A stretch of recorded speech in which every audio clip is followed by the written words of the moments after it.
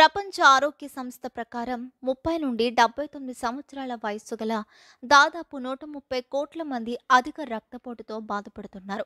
2017లో American heart association మరియు American college of cardiology సహా ఇతర ఆరోగ్య సంస్థలు రక్తపోటుకు సంబంధించి కొత్త మార్గదర్శకాలను విడుదల చేశాయి. ఈ మార్గదర్శకాల ప్రకారం అన్ని పెద్దల సిస్టోలిక్ ప్రెషర్ సంఖ్య 120 ఎంఎంహెచ్జి, డయాస్టోలిక్ ప్రెషర్ సంఖ్య 80 ఎంఎంహెచ్జి లేదా అంతకంటే తక్కువగా ఉండాలి. రక్తపోటు 120/80 ఎంఎంహెచ్జి అయితే అతి సాధారణంగా పరిగణించబడుతుంది. దీనికి మించి ఉన్న విలువలు అధిక రక్తపోటుగా, తక్కువ విలువలు లో బీపీగా పరిగణించబడతాయి.